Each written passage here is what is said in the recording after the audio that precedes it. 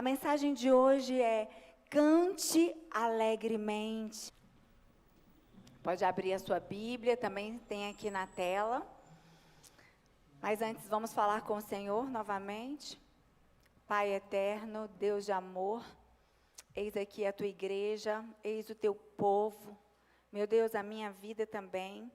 Colocamos em tuas mãos para que o Senhor me use como uma mensageira que vem, Senhor, totalmente livre para trazer aquilo que está no seu coração. Que seja o Senhor a falar. Saca-me da tua aljava e alcance o alvo proposto, de eternidade a eternidade. No nome de Jesus. Amém. A Bíblia diz assim: cante, ó estéril, você que nunca teve um filho, e rompa em canto, grite de alegria, você que nunca esteve em trabalho de parto. Porque mais são os filhos da mulher abandonada do que os daquela que tem marido, diz o Senhor. Alargue o lugar da sua tenda, estenda bem as cortinas de sua tenda, e não o impeça. Estique suas cordas, firme as suas estacas.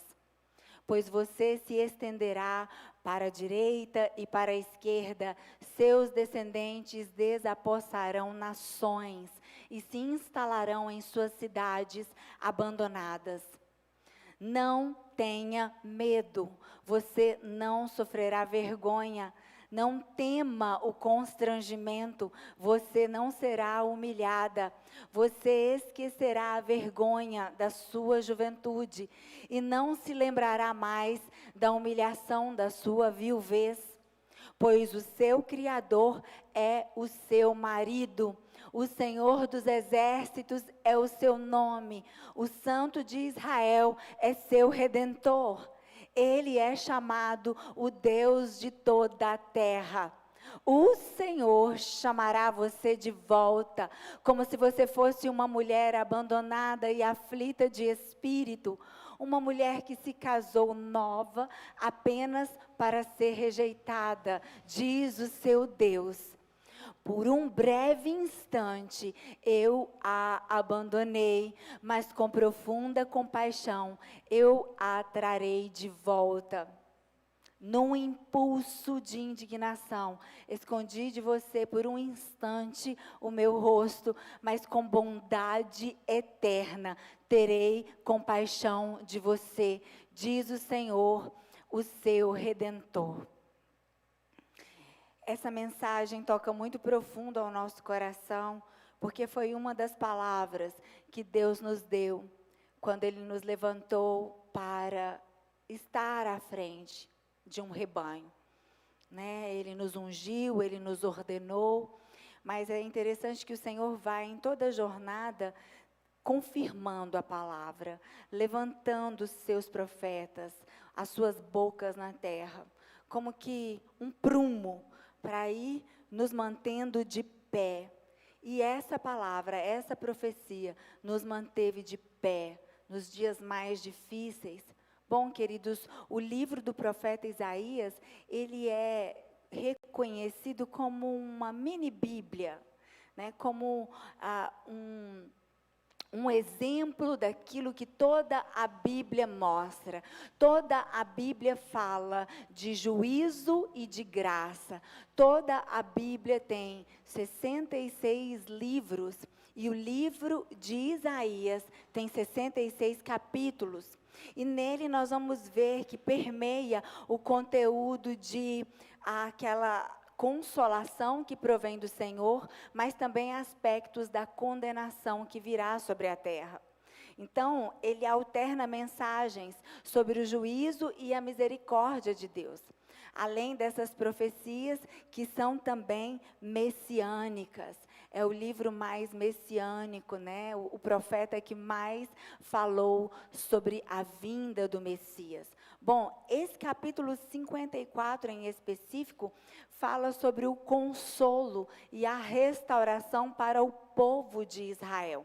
Observe que o profeta usa de uma metáfora. Ele está falando de uma mulher estéril, rejeitada, abandonada, e ele diz: cante alegremente, porque agora eu vou virar a chave, agora eu vou transformar a sua história, agora eu vou irromper toda a maldade, todas as trevas, todo o sofrimento. E esse é o resumo do plano de salvação. A terra foi imersa nas trevas quando o pecado entrou e a morte como consequência do pecado, como salário do pecado. Mas Deus proveu a salvação. Deus já tinha entregue o seu Filho. Deus já tinha declarado luz no meio das trevas. E esse capítulo fala da alegria da salvação. Ele disse a estéril: alarga a sua tenda, firme as suas estacas. Deus também estava ali relembrando a respeito de um posicionamento. Sobre o plano de salvação, Ele fez tudo que nós não podíamos, mas a nós cabe receber o tudo que Ele fez. A nós cabe um posicionamento em prol daquilo que Ele fez por nós. Então ele continua, observe que o profeta usa dessa metáfora, e ele vai falar também ali para Israel, em objetivo, né, ali diretamente para Israel. Israel havia perdido seu território para a Assíria, porque a mão do Senhor o havia resistido, ou seja, aquele povo chamado pelo nome do Senhor, havia se afastado dos caminhos de Deus, e por isso então, Deus colocou a Assíria sobre eles. Então eles foram perdendo território. Hoje mesmo olhamos para aquela nação e vemos que é um pedacinho de terra no meio de todo o mundo árabe. Se você olhar no mapa, o pedaço de Israel é bem pequeno. E toda aquela briga lá é por aquele pedacinho que ainda está lá, nas mãos dos judeus. Mas por que aqui o Senhor está falando que eles iriam alargar as estacas, esticar as cordas?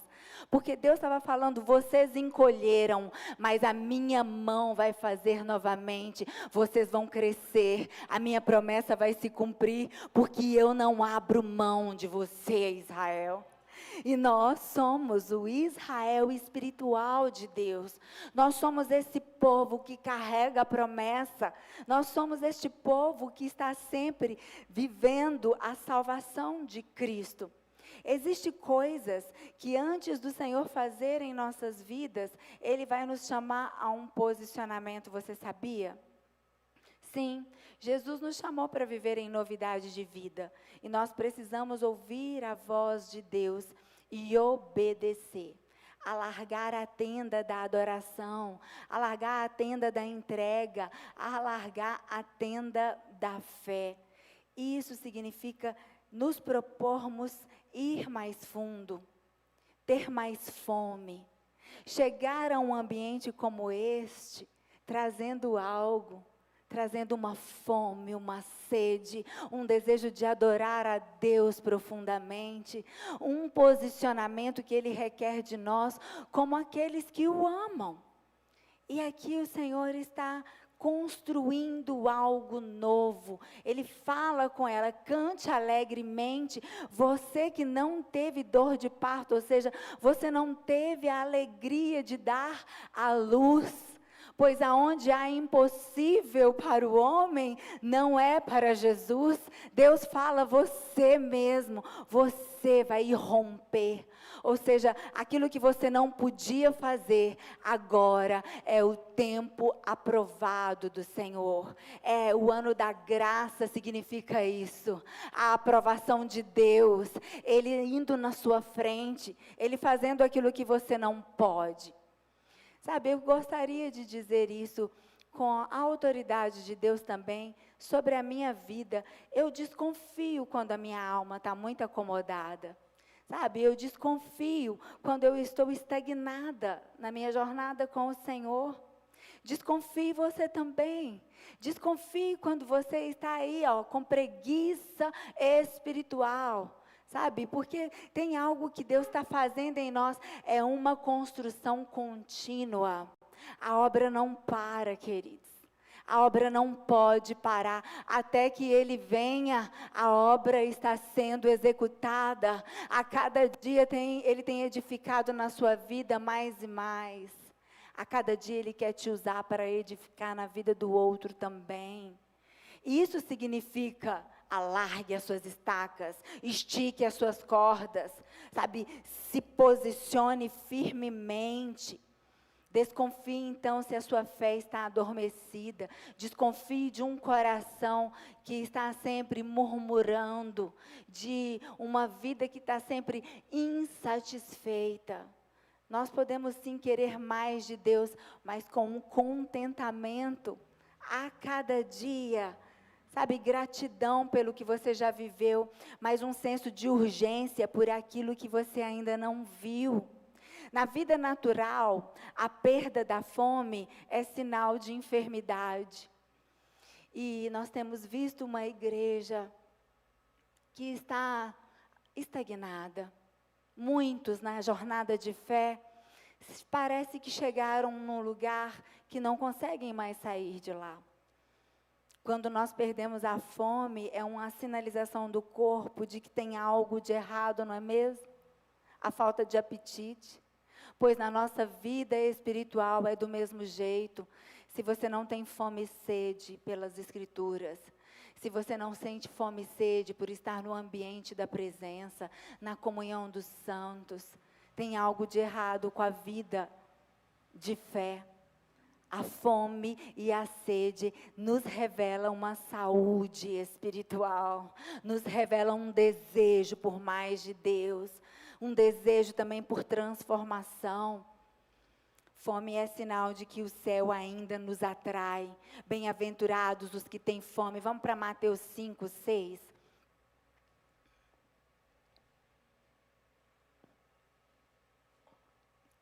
Bem-aventurados os que têm fome e sede de justiça, pois estes serão satisfeitos. Você tem fome de Deus? Você quer mais de Deus?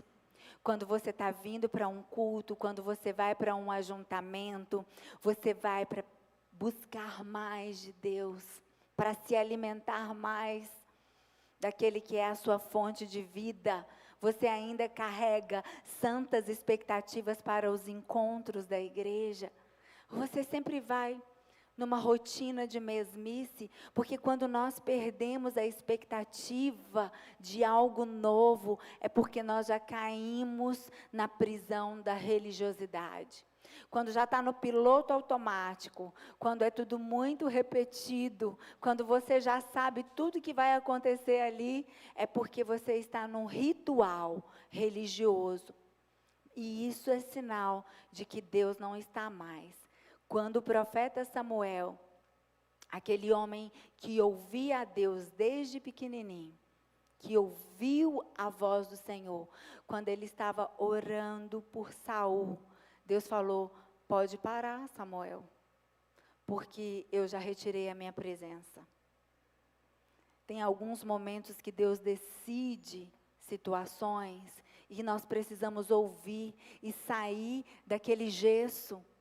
O profeta Samuel precisou ouvir porque ele estava no gesso de estar orando por algo que já estava perdido.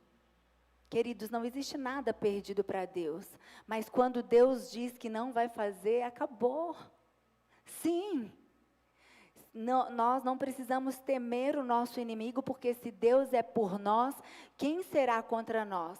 Mas e se Deus é contra nós? E se Deus diz que não mais? A verdade é que Deus é misericordioso e Ele nos ama, mas Ele rejeita o gesso religioso. Deus rejeita a obstinação. Deus rejeita o soberbo e orgulhoso. mas aos humildes de coração, Ele dá graça maior. Então, quando Ele disse isso para Samuel, Ele estava virando uma chave. Ele estava já preparando a unção de Davi. Ele já estava com tudo pronto para o futuro. É assim na sua vida.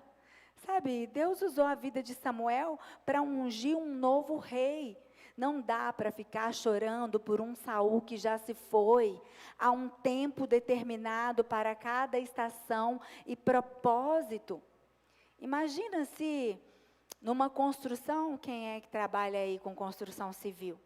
Quando a gente começa primeiro pelos fundamentos, daí a pouco tem que comprar um monte de madeira, né, pastor? Um monte de estaca, um monte de madeira que você começa a fazer o esqueleto primeiro de madeira, depois que vem a alvenaria. Hoje em dia tem outros materiais mais modernos, mas aquelas estacas que foram muito necessárias no início da construção, hoje não estão mais aqui. Eu me lembro de um dia, o primeiro momento que eu entrei neste ambiente, estava cheio de estaca, cheio de madeira, segurando aqui, porque ainda precisavam delas. Mas quando chegou o momento do acabamento, já do revestimento, as estacas já não eram mais necessárias. Deus não descarta pessoas porque Ele nos ama e Ele quer nos salvar. Mas Ele descarta coisas e aqueles que também empacam e querem fazer a sua vontade prevalecer, Deus não pode usar. Tem estacas que precisam ser retiradas. Tem mesas que precisam ser abandonadas. Práticas que não podem ser mais continuadas. A palavra que nós usamos hoje é práticas descontinuadas. São estacas. Talvez foram necessárias para um tempo, mas não mais. Agora para frente é um novo momento. A construção está pronta. Deus quer descer com a Shekinah. Deus quer fazer acontecer. E você precisa se abrir para isso. Imagina, queridos, o fim da infância, o fim de uma amizade, o fim de um relacionamento, o fim de um emprego, a gente está sempre enfrentando o fim de alguma situação. A nossa vida já começa ali no fim de uma gestação. Você já começa a ir rompendo ali aquela escuridão do ventre da sua mãe, e na hora que você respira o ar nesse mundo, você já chora, porque já sente ali o fim de uma etapa.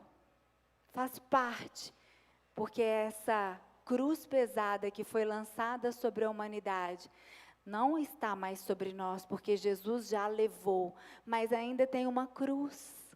Nós ainda temos as nossas mazelas, nós ainda enfrentamos finais de situações, às vezes até o final de uma vida, enfrentamos um luto, até chegar ao fim da nossa própria vida, aqui, nessa dimensão, porque a nossa vida não acaba em Cristo Jesus, somos eternos, iremos para a glória, mas passamos sim pelo fim em várias circunstâncias.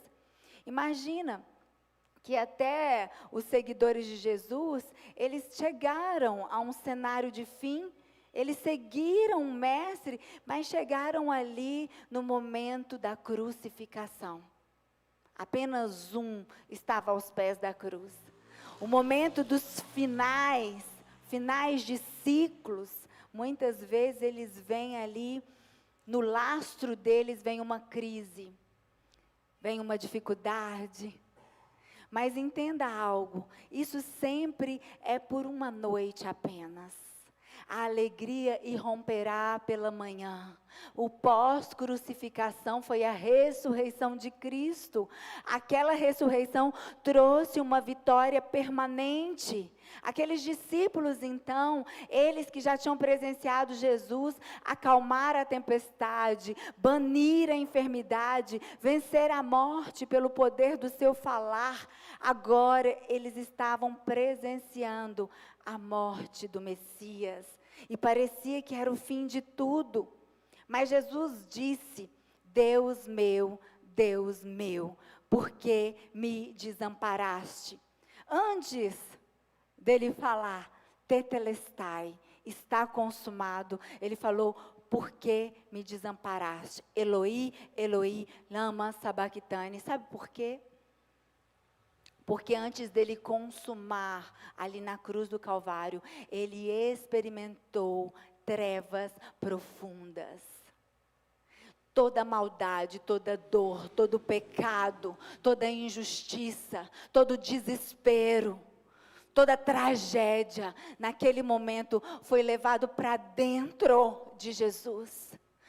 Todo juízo, toda maldição, a enfermidade pior que possa existir, tudo isso foi tragado para dentro dele.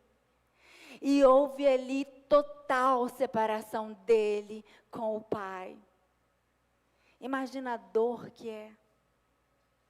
Uma coisa é o fim, por exemplo, de um trabalho. Talvez você esteve há muito tempo trabalhando no mesmo lugar. E aí, quando você recebe uma carta de demissão, aquilo dói. Porque é o fim de uma estação, você não vai mais encontrar aquelas pessoas. É um tipo de separação. Dói, dói. Mas é diferente, por exemplo, de filhos verem a separação dos pais. Um divórcio. A dor de um divórcio é muito maior do que essa. Agora, você imagina a dor de se perder um filho. A dor de se perder um cônjuge. Quanto maior o vínculo e o laço de amor, maior a dor. Agora pensa a dor de Jesus na cruz. Ele que está no Pai, esteve no Pai, sempre esteve nele. Sempre existiu o Pai, o Filho e o Espírito, um só. Ali na cruz, ele foi arrancado de Deus. Ele foi separado. E densas trevas vieram sobre a terra. A Bíblia diz que houve trevas profundas. Nos dias em que vivemos, a maioria de nós não sabe o que são densas trevas de verdade. Sempre tem um focozinho de luz, né? Quem mora na roça, talvez, possa entender o que é uma escuridão maior. Mas a gente que está na cidade, não. A maioria, não. Mesmo quando estamos no campo, à noite, ainda existem cidades em volta, iluminadas por luz elétrica. Mas quando se está mergulhado em densas trevas, a pessoa não consegue enxergar a própria mão na frente dos olhos. Ficar mergulhado nessa mais completa escuridão por muito tempo pode ter um forte efeito desorientador sobre uma pessoa, sabia?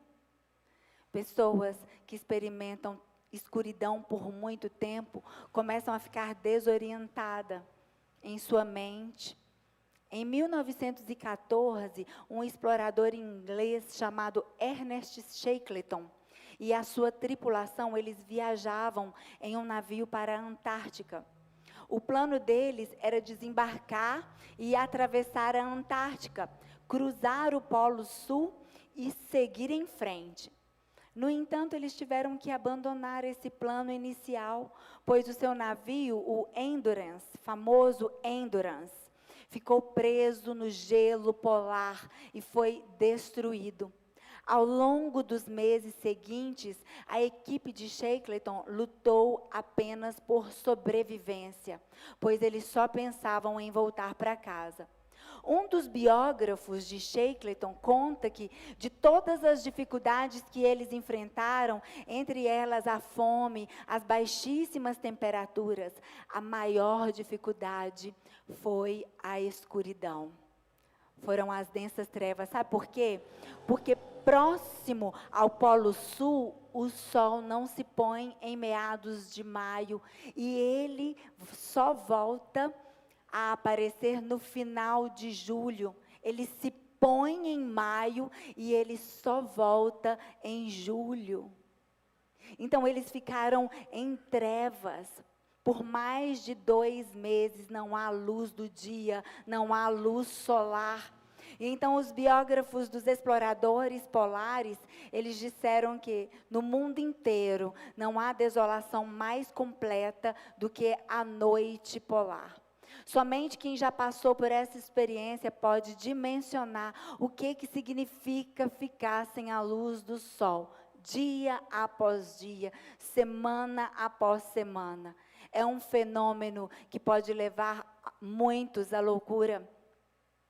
O apóstolo Paulo, naquela masmorra, maomitina, ali em Roma, ele experimentou frio, ele experimentou escuridão, ele experimentou esse tipo de situação.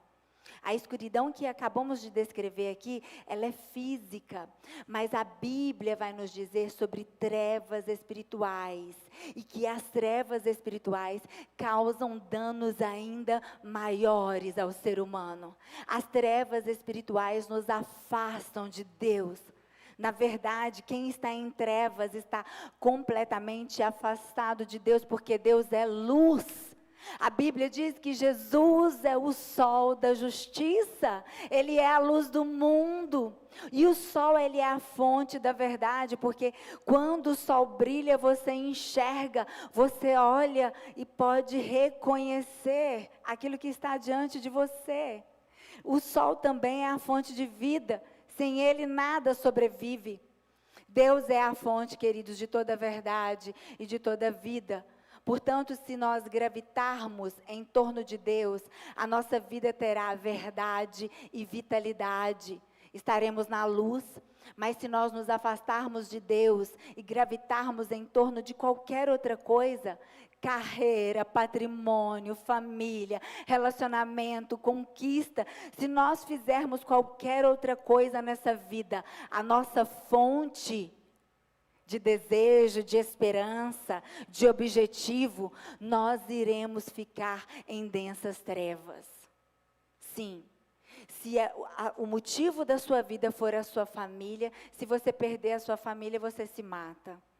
Se você se levanta todos os dias pensando em dinheiro, em conquista, em patrimônio, se você perder isso, você também desiste da vida.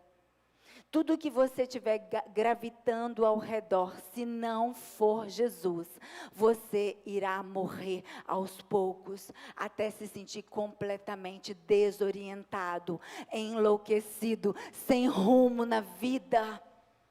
Dinheiro, carreira, amor, por certo, período pode até trazer uma sensação de satisfação. Sabe, quando de fato você consegue aquilo que você estava buscando, de repente você percebe que nada daquilo era suficiente. Sabe, quando você quer muito uma coisa, alguém que quer muito ir, eu tenho um sonho de viajar, quero muito conhecer um lugar. Aí vai naquele lugar, como é que você volta? Sim, satisfeito, conhecer o lugar, mas a sensação do vazio está lá.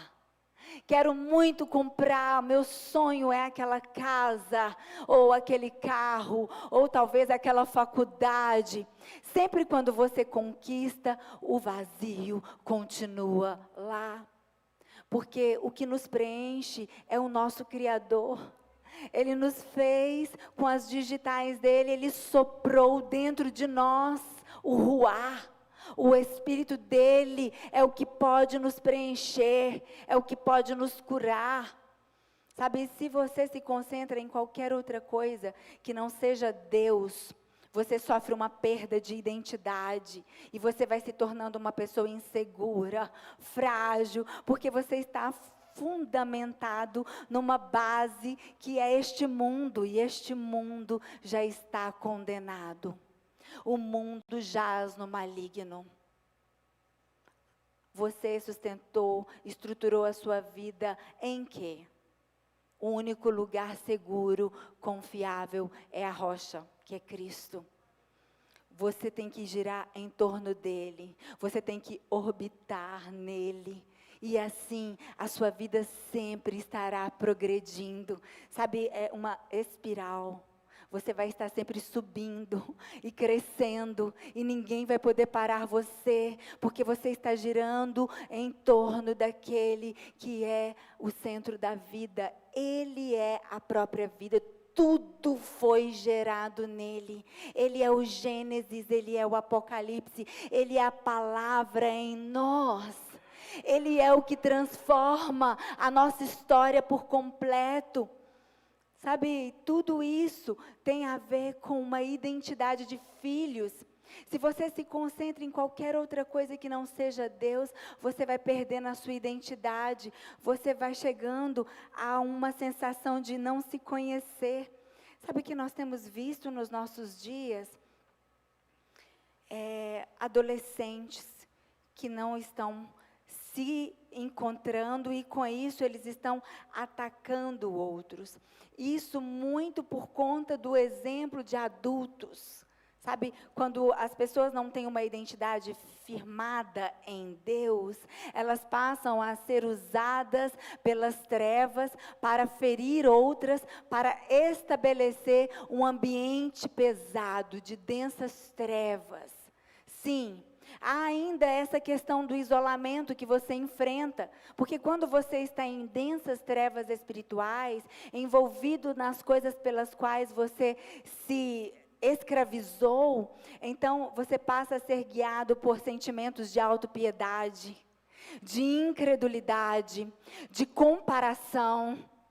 Você está sempre dependendo de uma palavra motivacional, de algo para te impulsionar, porque você está vivendo em torno de algo errado.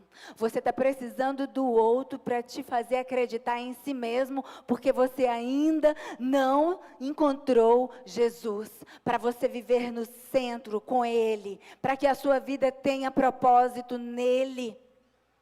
Um exemplo que eu vejo, eu desejo muito ser uma boa pregadora do Evangelho. Quero trazer a mensagem. Ainda não cheguei lá, mas tenho buscado no Senhor. Mas se esse for o alvo da minha vida, eu quero ser muito uma boa pregadora, quero ir pregar com intrepidez, quero falar da palavra, conhecer toda. O dia que eu receber uma crítica de alguém, eu vou me sentir insegura. O dia que alguém falar comigo, não, acho que você não foi feita para isso não. Melhor você procurar outra coisa, porque eu não vejo dom em você. Eu vou desistir, eu vou retroceder. Mas eu não estou vivendo em círculo disso, eu não estou vivendo ao redor disso. Eu vivo ao redor de Cristo, e vivendo ao redor dele, eu sei que o que ele tem para mim vai acontecer, e vai ser de fé em fé, de glória em glória.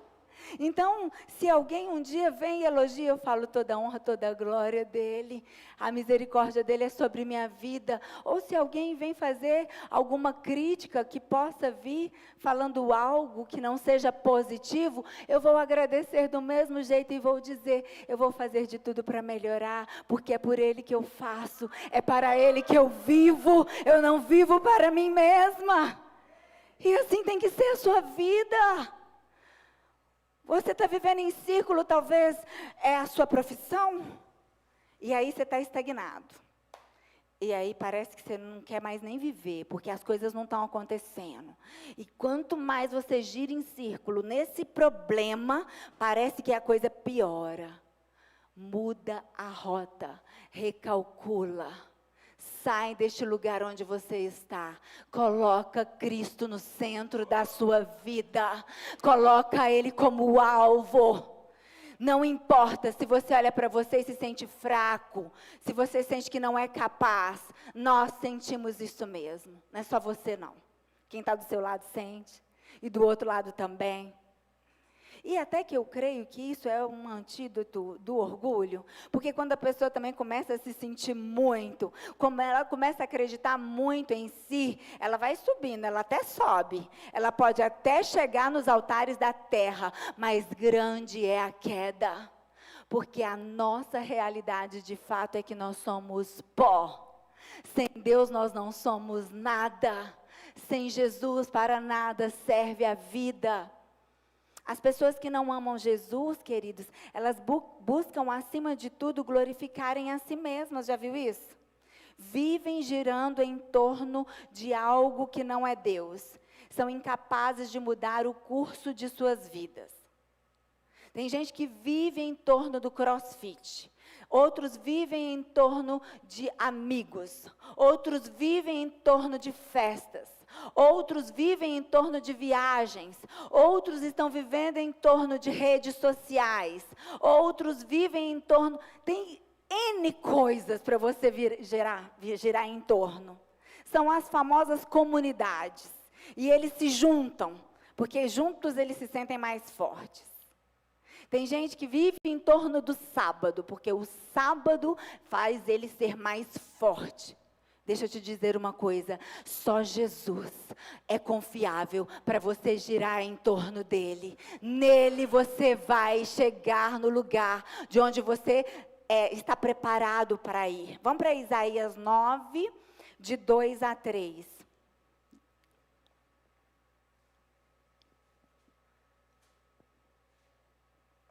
Diz a palavra assim: o povo que caminhava em trevas viu uma grande luz.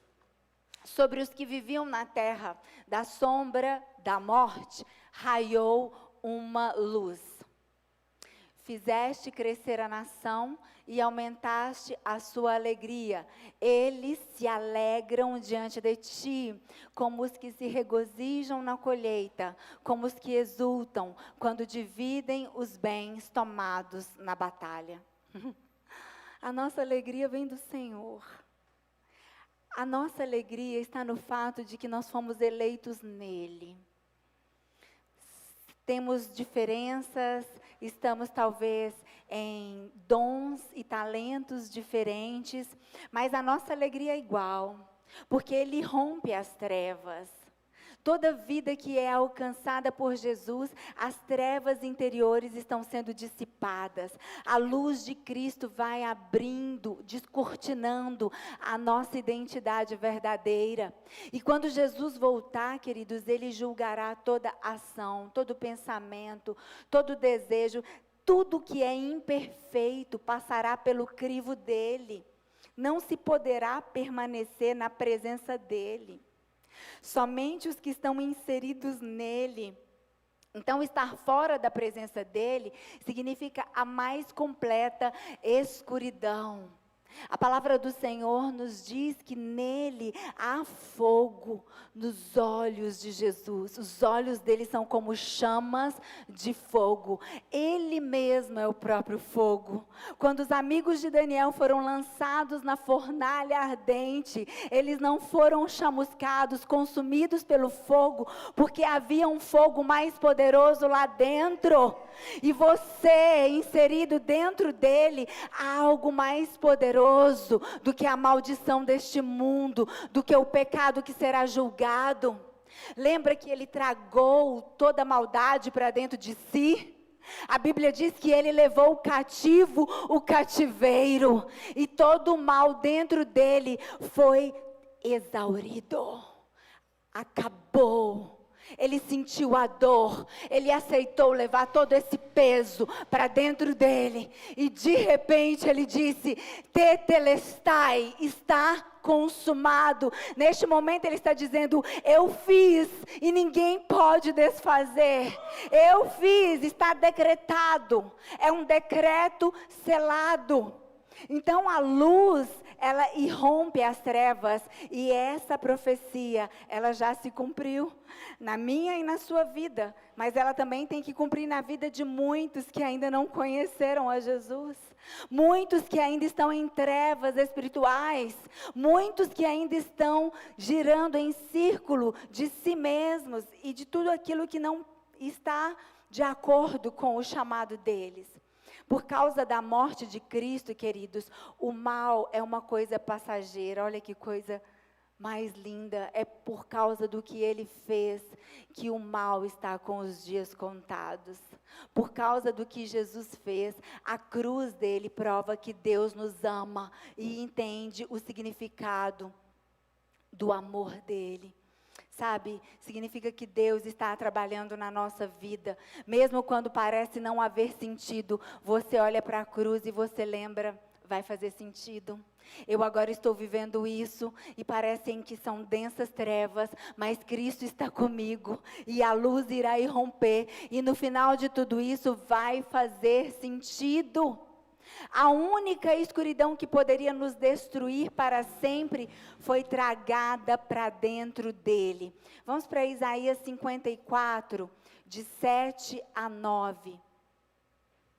Nós lemos no texto base e aqui vamos reler.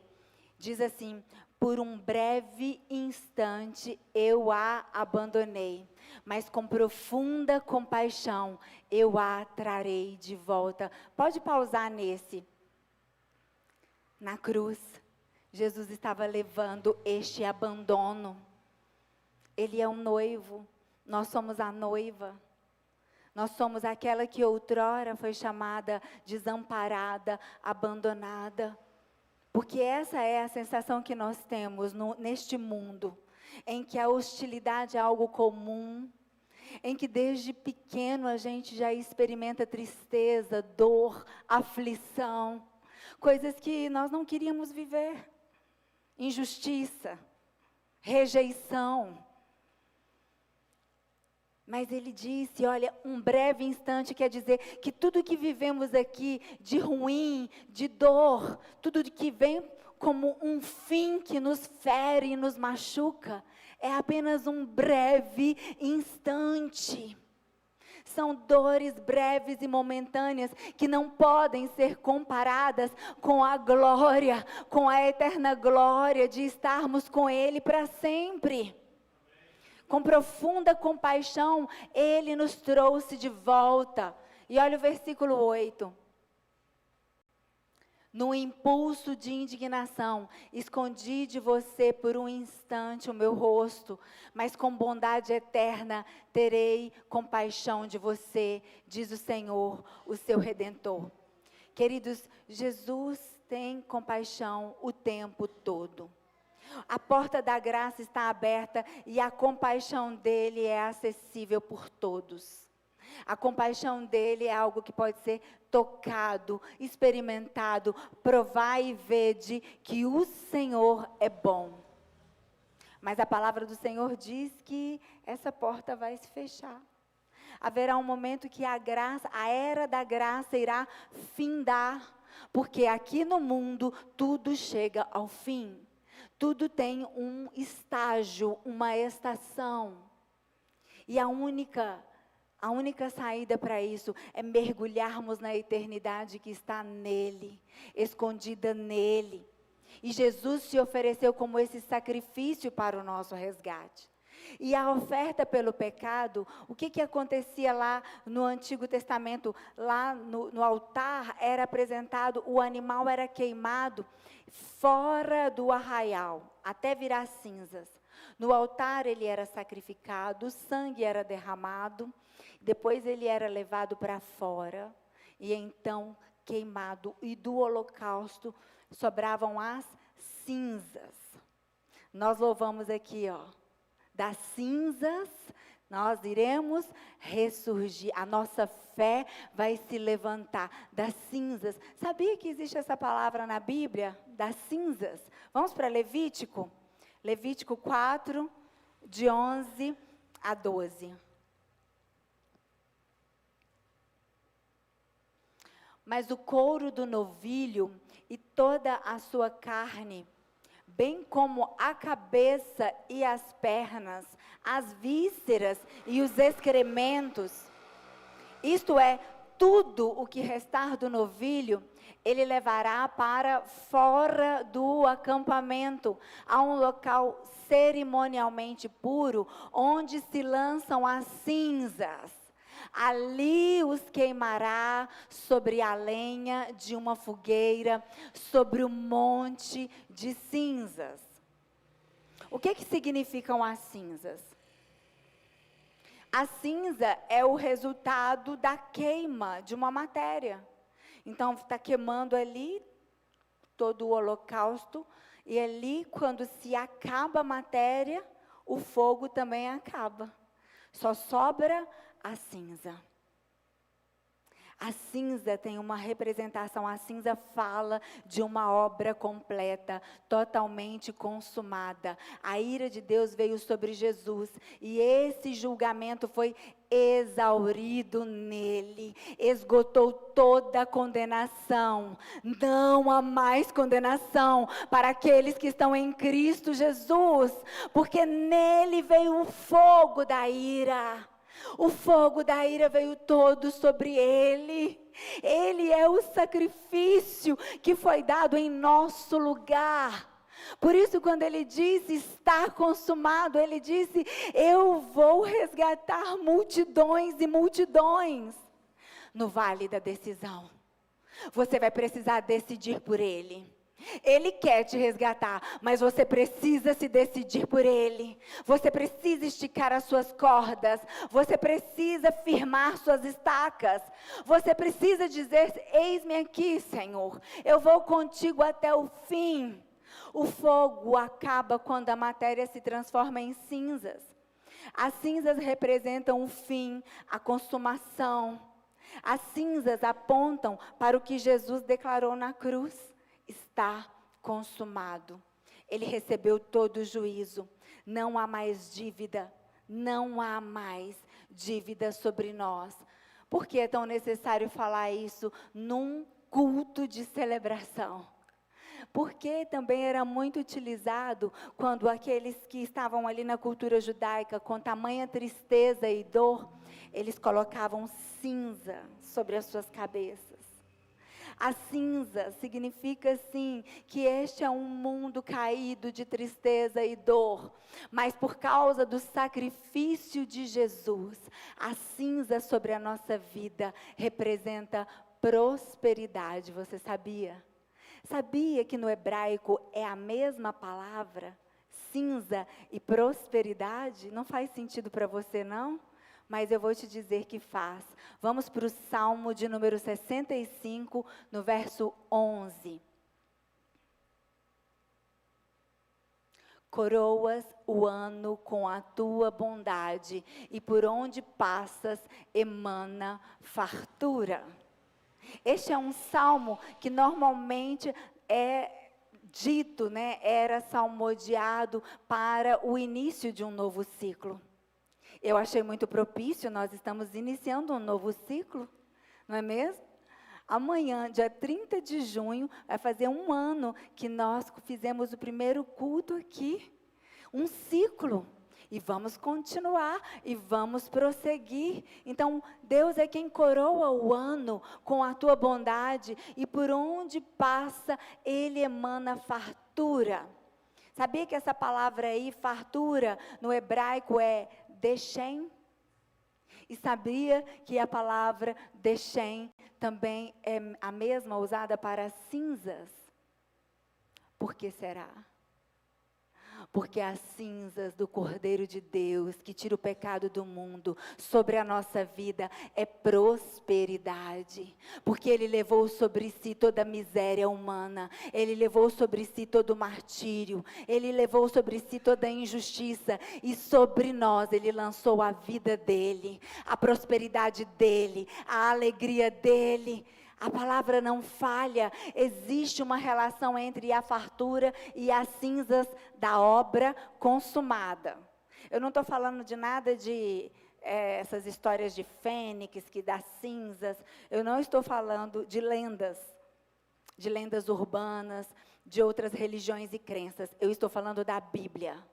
No Antigo Testamento, no hebraico, Deshem é cinza e é fartura. Se você quer viver na fartura de Cristo, na prosperidade dEle, você precisa receber o sacrifício dEle. Você precisa receber o que Ele fez por você. Você precisa entender a obra do Calvário. Esse texto também, na palavra de Deus, há um texto em Isaías, onde tanto a palavra bondade, que é tov, no hebraico, e também a palavra Deshem, que é cinzas, e fartura, aparece lá em Isaías 55. Nós estamos lendo o livro de Isaías, e então aqui nós vamos ver. Olha o que Deus fala, Isaías 55, versículo 2.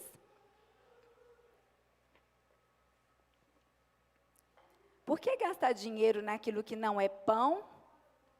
E o seu trabalho árduo naquilo que não satisfaz?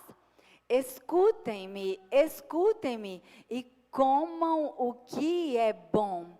A alma de vocês se deliciará com a mais fina refeição. Quando você vai para o original, aqui, ó, é quando comemos o que é bom, ali, ó, e comam o que é bom, ali é tov. E nós nos deleitaremos, aí está lá, e você se deliciará com a mais fina refeição. Em outras traduções, deleites, em outras, fartura, em outras, manjares, e em tudo isso é Deshem, a palavra cinza. Isso quer dizer que você precisa passar dessa vida para a nova. Você precisa abandonar o velho homem. Você precisa deixar o pó de lado. Sacode o pó da velha natureza. Tenha fome, se deleite no Senhor. Creia que você possa ter uma vida, um caminho de milagres com Ele. Pare de viver em círculo das coisas deste mundo. Pare de buscar qualquer coisa lá fora para preencher o vazio interno. Busque a Deus. Porque sempre que provamos da bondade do Senhor, o resultado é fartura e prosperidade. A ordem do Senhor é apenas essa: ouça a sua voz. Sobre a sua vida existe uma palavra, sim, uma palavra de prosperidade. Sim, a mesma prosperidade que Ele nos deu para cumprir o que Ele nos chamou para fazer. A verdade é que o pastor Evandro, enquanto orava por uma casa, nós não tínhamos condições de comprá-la. Nós não tínhamos condições de entrar numa casa como aquela. A verdade é que quando você diz sim, quando você aceita viver para Deus, a prosperidade dele vem, porque a sua vida já virou cinza. Você não vive mais para o seu próprio deleite, mas você se deleita nele. Você tem prazer na vontade dele, você quer cumprir o chamado dele. E se você deseja essa prosperidade que foi liberada sim sobre nós, sim, nós estamos aqui para liberar prosperidade, Deshem sobre a vida de vocês, Deshem sobre aqueles que precisam de salvação. A prosperidade de Deus vai muito além da matéria.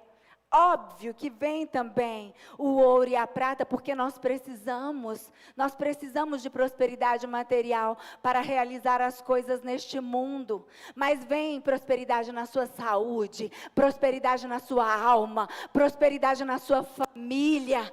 Sim, para você se deleitar na vida que Ele conquistou para nós. Ele se despiu de toda a glória. Ele estava lá com toda a sua glória e esplendor. Mas ao homem não era dada outra saída a não ser a morte, a maldição do pecado. E Jesus, tendo se despido da sua glória, veio ser um de nós para abrir um caminho de glória. Um caminho de fé e de glória, para que nós possamos adentrar por Ele. Nesse caminho, tudo que nós precisamos é ouvir e obedecer. Amém?